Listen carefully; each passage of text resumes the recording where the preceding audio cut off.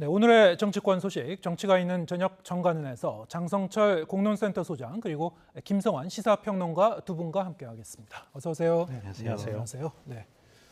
이제 국민의힘은 이제 비대위가 출범했습니다만 일단 의원들의 관심은 역시 이 새 원내대표가 누가 될 것인가인 것 같습니다. 이번 토요일이면은 이제 후보 등록을 해야 되는데 어제까지만 해도 아무도 나서지 않는 상황이었죠. 그래서 이 역대급 눈치 싸움이다 뭐 이런 얘기도 나왔던 것 같은데 오늘 이제 드디어 이영호 의원이 출사표를 던졌죠. 네. 이렇게 되면 이제 경선으로 갈 수밖에 없게 된 거죠? 그렇습니다. 한 명이라도 출마를 하게 되면은 경선을 할 수밖에 없습니다. 후보 등록을 받기 때문에 어쩔 수가 없는 상황이고요. 주호영 전 원내대표 겸 비대위원장은 상당히 좀 곤혹스러울 것 같아요. 네. 본인이 추대를 통해서 집권 여당의 첫 원내대표, 그러니까 국정감사와 정기국회 예산을 치르는 첫 원내대표가 되고 싶다라는 포부가 있었는데 결국에는 그 꿈이 무산될 수도 있다라고 좀 보여집니다. 정진석 위원장 같은 경우에는 복수 후보가 나오면은 당연히 표대결로 가야 한다라는 입장이고 반면에 권성동 현 원내대표는 그래도 우리가 당의 갈등을 보이는 건 좋지 않지 않나? 단합된 모습을 좀 보이는 게 좋다라고 하면서 추대론에 좀 더 힘을 쏟고 있는데 일단은 경선을 하게 됐습니다. 네. 이렇게 되면은 내일쯤에서 뭐 추가로 또 출사표를 던지는 사람도 나올 수 있을 것 같고 지금 후보군으로 거론되고 있던 의원들이 사실 한두 명이 아니어서 이미 그 중에서 이제 박대출 의원 같은 경우에는 오늘 또 라디오 프로그램에 나와서 뭐 준비를 하고 있다라고 이제 얘기를 하기도 했습니다. 네, 어떻게 전망하시는지요? 글쎄요, 지금 아무도 책임지지 않는 정당의 모습을 보는 것 같다 이런 생각이 드는데요. 네.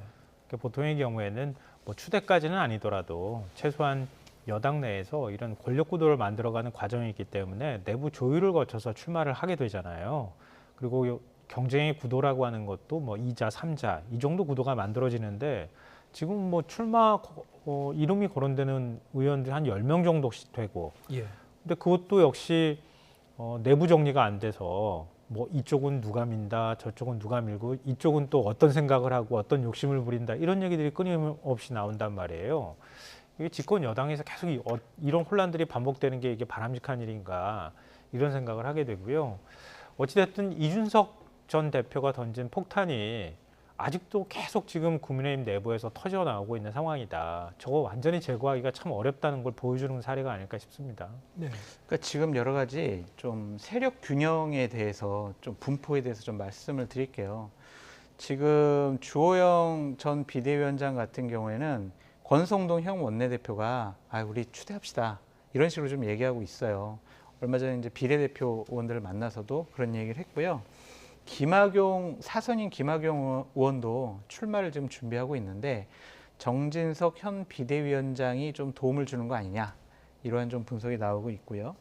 윤재옥 의원이라고 대구의 삼선 의원인데 윤핵관들 대통령실의 뜻이 좀 윤재옥 의원한테 있는 것이 아니냐 이런 식의 좀 분석과 분위기가 여의도에 지금 팽배해 있다라고 말씀을 드리고 제일 지금 황당했던 거는 이용호 의원이죠. 네. 왜냐하면 이용호 의원 같은 경우에는 국민의힘에서 호남의 교두보로 지난 대선 과정 중에 영입한 인물 아니겠습니까? 근데 이용호 의원은 본인은 내가 국민의힘의 후보로서 호남에 나가봤자 내가 당선되기 어려우니까 내가 좀 원내대표 좀 나가고 여기 국민의힘에서 좀 여러 가지 인지도와 신망을 좀 높여서 수도권에 좀 좋은 지역으로 나가고 싶다라는 뜻과 의지가 있어요. 그래서 이번에 원내대표에 출마했다라고 지금 말씀드릴 수가 있습니다. 그래서 주호영 전 비대위원장 같은 경우는 지금 황당한 상황에 지금 몰리게 된 거죠. 그래서 17일 토요일까지 본인이 여러 가지 상황을 좀 판단을 해보고 출마할지 말지 결정을 하겠다라고 이제 얘기를 했는데 만약에 이렇게 현 원내대표, 현 비대위원장, 윤핵관들이 다른 사람을 밀게 되면은요, 기본적으로 주호영 원내대표가 얻을 표가 없을 수가 있어요. 어느 특정 세력이 밀어주지 않으니까. 그러면은 표 계산을 해보고, 내가 당선되기 어렵겠다. 그리고 대통령실에서 내가 아닌 다른 사람을 민다라고 판단을 하게 되면 결국에는 출마하지 못할 수도 있다라고 보여집니다. 주호영 의원이 좀 황당해할 것이라는 의미는 본인이 어느 정도 당연히 추대가 될 걸로 이제 그렇죠. 기대를 했었는데 네. 지금 기류가 좀 다르게 흘러가고 있다. 그러한 흐름에 완전히 반전을 시킨 게 이용호 의원이란 말이에요. 네. 그래서 지금 이용호 의원의 저런 선택에 대해서 당내 여러 의원들은 좀 황당해하는 분위기다라고 말씀드립니다. 결국 이제 윤심이 어딘가를 좀 눈여겨보고 있는 것 같기도 한데요. 일단 그 조호영 의원은 이렇게 상황이 흘러간 이상 어떻게 나올 수 있을 거라고 보십니까? 이제 본인 스스로가 내부 정리가 안 되면 나오기가 어렵다 이렇게 지금 네. 얘기를 하고 있는 상황이잖아요. 어떤 방식으로 좀 정리가 필요한 상황일 수밖에 없을 것 같다 이렇게 생각하고요. 앞서 굉장히 중요한 말씀 해주셨는데 그러지 않아도 그 말씀 드리려고 했어요. 그러니까 지금 국민의힘이 해바라기가 돼 있는 거예요. 대통령 한 명 보고 당이 움직이고 따라가는 현상들이 나타나고 있는 건데요. 그러니까 해바라기가 사실은 윤핵관들이 그 역할들을 대신해 가면서 내부 정리를 해왔던 거잖아요, 당이. 초기에 그걸 정리를 하는 작업을 하다가 결국 삐끗하는 바람에 지금 이런 내용까지 겪고 있는 상황이 됐잖아요. 네. 그러니까 윤핵관이 뒤로 한 발 물러서게 되니까 당의 의원들이 직접 대통령을 바라봐야 되는 상황이 됐고 대통령실에서 정무석실이나 이런 데서 뭔가 분명한 지침이나 뭔가 대통령의 뜻을 전달해 주지 않으면 당에서 아무것도 결정 못하는 이런 당 상황이 돼 있다는 걸 상대적으로 보여주는 거 아닌가 싶습니다. 네. 그렇게까지 너무 무리하게 해석을 안 해주셨으면 좋겠다라는 생각이 들고요. 이번 원내대표 선거를 좀 유의 있게 보긴 봐야 돼요. 김성환 평론가님 말씀하셨던 것처럼 과연 대통령실의 의지와 뜻이 완전하게 반영되는 그런 원내대표 선거가 될 것인지 아니면 의원들 스스로 우리가 이렇게 끌려가서는 안 될 것 같아. 우리가 그래도 집권 여당의 국회의원으로서 독자적인 목소리, 다른 얘기를 좀 할 수 있는 통로를 좀 만들어야 되겠어 라고 판단할지는 좀 두고 봐야 될 것 같아서 미리 그렇게 예단하듯이 말씀하시는 것은 좀 무리가 있다라고 좀 말씀드리고 싶고요. 집권 여당, 정권 교체가 된 집권 여당의 정기국회를 치르는 첫 원내대표잖아요. 권성동 원내대표는 치르지 못하고 이제 그만두게 되지 않습니까? 그러면은 새로운 사람보다는 그래도 원내대표를 한번 해본 사람, 그래야 여러 가지 시행착오나 실수가 좀 줄어들 것이다. 그래서 경륜과 경험 한번 해봤던 사람이 옳지 않겠느냐라는 분위기도 있다라고 말씀드립니다. 예, 뭐 그건 지켜봐야 될 것 네. 같고요. 지금 국민의힘 그 내용에 대해서도 짚어보겠습니다. 어제 법정에서 두 번째로 국민의힘과 이준석 전 대표가 맞붙은 데 이어서 오늘은 이 전 대표가 자신을 당에서 제명하려고 할 수 있다는 의혹을 제기했습니다. 목소리 직접 들어보겠습니다.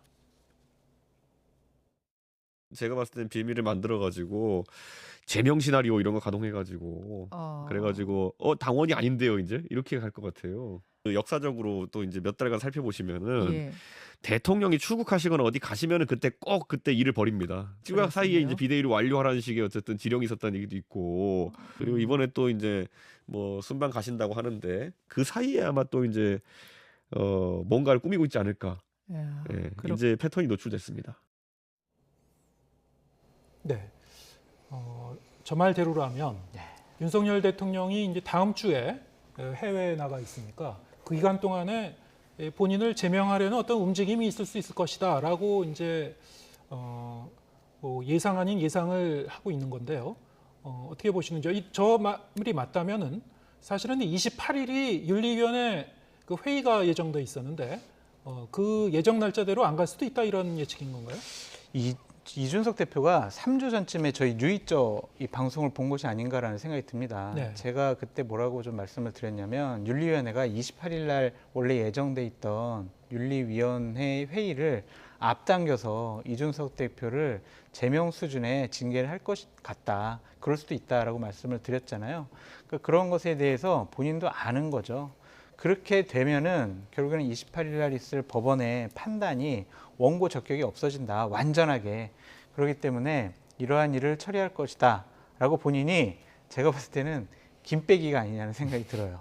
네. 이제 저런 얘기를 했으니까 만약에 윤리위원회가 진짜로 다른 어떤 외부의 세력들과 함께 논의를 해서 예. 자 빨리 잘라버리자. 이준석 대표 몰아내자. 그렇게 결정을 하면 이준석 대표의 말이 맞게 되잖아요. 윤리위원회의 독자적인 판단과 객관적인 판단에 의해서 이준석 대표가 징계되는 것이 아니다라는 명백한 증거가 윤리위원회를 통해서 증명이 되는 것이다라고 본인은 생각을 하는 거니까 김빼기 차원이 아니냐. 라는 생각도 드는데 제가 보기에는 이준석 대표를 쫓아내려고 하는 국민의힘의 특정 세력들이 그렇게 치밀하게 계획을 세워가지고 기획을 해서 이준석 대표를 쫓아내려고 하는 것 같진 않아요. 그래서 자칫 잘못하면 이준석 대표가 그들에게 힌트를 준 것이 아닌가. 저런 방법도 있구나. 윤리를 빨리 앞당겨가지고 이준석 징계해야 된다. 야, 저 방법대로 하자라고 생각할 수도 있을 것 같아요. 그래서 어제까지만 해도 윤리위원회에서는 좀 앞당겨서 빨리 징계를 해야 되겠다라는 분위기는 없었는데 이준석 대표의 저런 얘기 때문에 논의가 시작될 것 같다라는 걱정스러움이 오히려 있습니다. 듣고 보니까 저것도 얘기가 네. 되네. 국민의힘 쪽에서 그렇게 생각할 수도 있다. 그렇죠. 장 소장님이 그러면은 몇 주 전에 말씀하신 거나 이준석 전 대표가 저런 예상을 하고 있는 거나 어떤 그 뚜렷한 근거를 갖고 얘기하기보다는 그 추측 차원에서 그 저는 얘기를 하고 추측과 있는 분석이었고요. 건가요? 저는 김빼기 차원이었습니다. 예. 제가 그렇게 얘기를 하면 못할 거라고 생각을 했는데 이준석 대표가 얘기를 해버려가지고 참 윤리도 난감할 것 같아요. 저렇게 예상을 한 이상 오히려 좀 실행하기도 어려울 것이다. 아니다. 오히려 아이디어 차원에서 그렇죠. 받아들일 것이다. 어떻게 보십니까? 근데 많은 사람들이 분석한 걸 장 소장 궁으로 다 갖고 가가지고요. 근데 이전부터 예측이 많이 나왔었죠. 예. 그러니까 윤리가 애초에 징계할 때부터 패착을 둔 것이다 이런 얘기들이 끊임없이 나왔어요. 그러니까 뭐 성상납이든 아니면 성상납 증거인멸이든 간에 만약에 징계를 6개월 정도 할 정도면 1년 정도도 충분히 가능했던 거 아니냐. 뭐 그게 뭐 6개월 해야 된다, 1년 해야 된다는 규정이 있는 건 아니니까요. 그러니까 그때 처음부터 윤리가 결정을 제대로 하지 못하는 바람에 지금 이런 혼란이 발생했다. 이런 얘기가 끊임없이 나왔고 그 사이에 6개월 정도 당원권 정지 나오고 난 다음에 한 번 더 징계하지 않겠느냐 이런 얘기가 계속 나왔어요. 나왔는데 이준석 대표 입장에서 지금 다시 이렇게 시나리오를 쓸 수밖에 없는 게 국민의힘에서 정진석 비대위 직무정지 가처분을 더 늦춰달라 신문을 네. 이렇게 요청을 했잖아요. 근데 늦춰달라고 해서 공교롭게 날짜가 잡힌 게 오는 28일이잖아요. 28일 날 또 마침 윤리회의가 예정되어 있는 같은 상황이기도 날이죠. 네. 하고. 근데 그러고 나니까 이준석 전 대표 입장에서는 뭐 당에서 어떤 정보를 얻었을지는 모르겠지만 차라리 윤리를 조금 더 시기를 앞당긴다면 정진석 비대위에 대한 직무정지 가처분이 사실 궁극적으로 마지막이 될 가능성이 굉장히 높은데 법리 싸움으로서는 그 전에 윤리위에서 만약에 자신을 제명하게 되면 당사자 적격성이 사라지기 때문에 그냥 간단히 끝나는 게임이 되는 거 아닐까라고 아마 걱정도 했을 것 같고요. 그런 시나리오를 혼자 썼을 가능성도 충분히 있다고 봅니다. 그 부분이 사실은 그 경찰 수사하고도 연계해서 봐야 되는데요. 그렇죠. 사실 징계도 수사 결과를 보고 내려야 되는 거 아닙니까, 사실은? 저는 처음부터 그렇게 주장을 했었고요. 예. 경찰에서 성상납 의혹 사건과 관련해서 어떤 결정을 내리지 않았는데 증거인멸 교사 혐의로 징계한다는 것 자체가 상당히 무리가 있었다라고 보여집니다. 원래는 16일 정도에 경찰과 좀 조율을 해서 이준석 대표가 경찰에 좀 출석할 것이다라는 보도가 나왔었는데 한 언론사에서 일단은 어떠한 정치인이 그렇게 좀 징계해라라는 쪽으로 여러 가지 작업을 했다라는 보도가 나온 이후에 이준석 대표 측에서는 그 정치인의 어떤 양심 선언이라든지 아니면은 어떠한 경찰에서 진술할 수 있도록 여러 가지 좀 얘기 중이다, 접촉 중이다 그런 얘기가 나오고 있지 않습니까? 그래서 16일 날 경찰의 출석은 좀 미뤄질 수도 있을 것 같다. 어찌 보면 28일 날 윤리위의 결정과 법원의 결정이 난 이후로 미룰 수도 있다라는 전망이 나오고 있습니다. 근데 전 좀 생각이 다른데요. 지금 경찰이 야당을 수사하는 데 있어서는 마음 편하게 수사할 수 있겠지만 여당을 수사하는 건 그거는 마음 편하게 수사할 수 없는 거거든요. 근데 지금 뭐 언론을 통해서 흘러나오는 얘기를 보면 뭐 성상납을 했든 증거인멸을 했든 뭔가 경찰은 정황이든 뭔가의 증거를 잡고 있지는 못하는 것 같아요. 이런 상황에서 경찰이 예를 들어서 이준석 전 대표를 징계할 만한 정도의 뭔가의 내용을 흘렸다.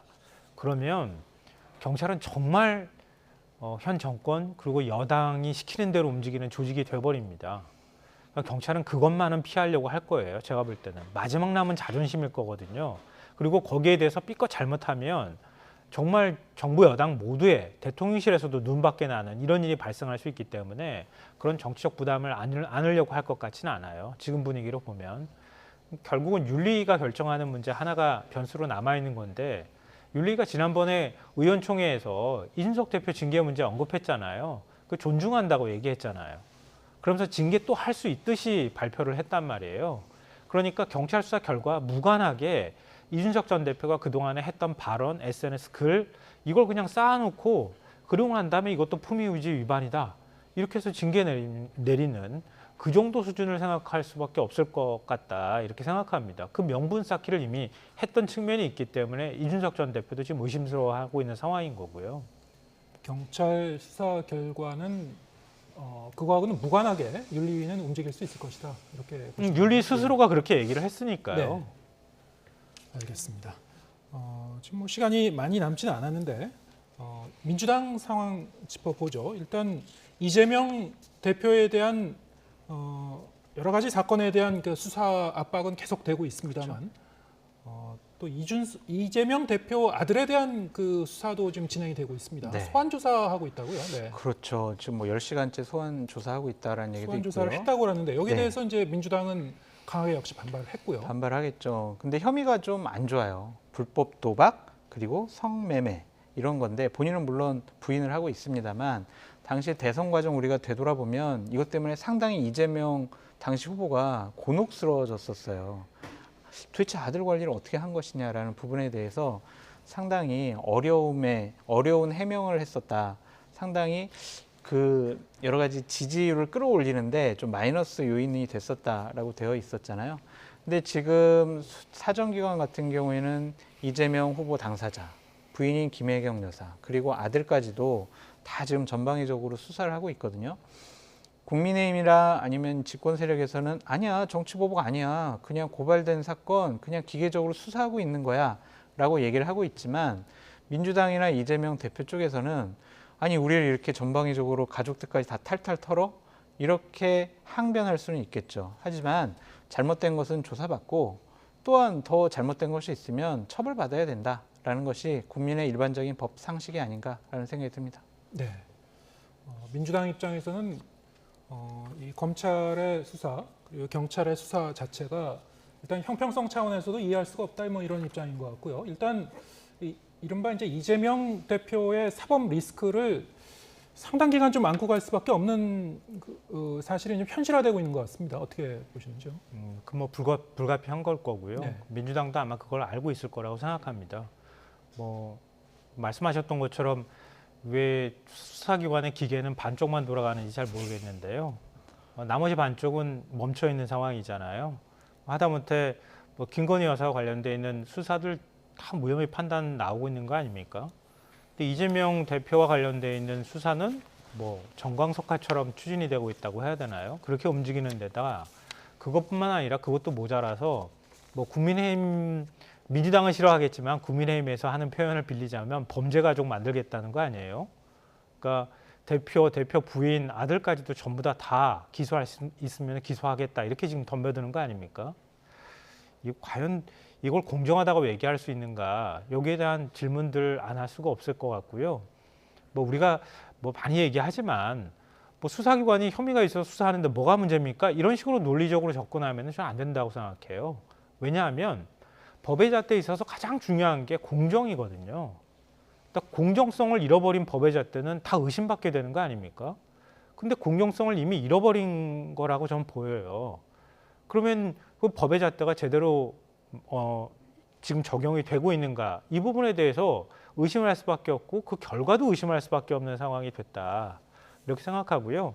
뭐 오늘 변호사비 대납과 관련해서 불기소 처분할 때 그 결정문이 또 언론을 통해서 공개가 됐는데요. 그거 보면서 저는 그런 생각 들었어요. 그 결정문 안에 내용 읽어보면서 변호사비 대납도 뭔가 제대로 수사가 안 되고 있구나. 대장동도 위례권까지 다 엎어가지고 지금 수사하고 있는데도 뭔가 안 나오는 것 같다. 그러니까 민주당 입장에서는 이재명 대표도 마찬가지지만 뭐 아무리 이렇게 기소한다 하더라도 나중에 가서 재판 물론 받아야 되겠지만 검찰이 기소하는데 재판 안 받을 재간은 없는 거니까요.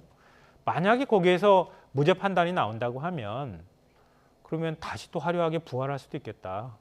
그러니까 그럴 가능성을 배제하기 어렵다. 저는 그런 생각이 들었습니다. 네. 그럼에도 불구하고 일단 기소를 하게 된다면 재판에서 이제 최종심에서 확정 판결이 나기까지는 너무나 긴 시간이 걸려서요. 그렇죠. 사건이 진행되고 있는 게 한두 가지가 아니고 이재명 대표 입장에서는 본인의 임기, 대표 임기 중에 상당 부분을 이 사법 리스크를 해소하는 데 써야 되는 고민을 지금 안고 가는 것 같습니다. 다 예측이 됐던 거였고요. 장애물이 높아 보여요. 그것도 한두 개가 아니라 장애물이 한 8개 정도 되는 것 같아요. 그래서 그 장애물들이 좀 더 높이가 높아지고 있다라고 말씀을 드리고요. 물론 이재명 당대표가 그것들을 다 넘어서 무혐의 다 받으면 화려한 결승선에 본인이 먼저 도착할 수가 있겠죠. 그래서 지금 이재명 당대표뿐만이 아니라 이재명 리스크로 인해서 민주당도 어찌 보면은 정당 자체가 상당히 흔들리고 무너질 수도 있다. 그래서 이 부분과 관련해서는 올인해가지고 이재명 당대표를 지키고 보호하고 옹호하고 그런 모습 취하는 것은 결코 민주당에게도 좋지 않다라고 말씀드립니다. 네.